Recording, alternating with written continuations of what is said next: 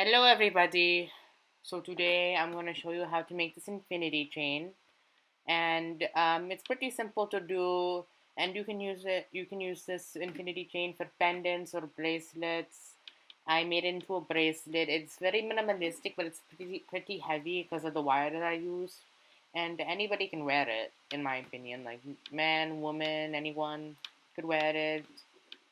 And so that's what I'm going to show you today how to do. So so bracelet yourselves because I'm gonna be making some buns in this video.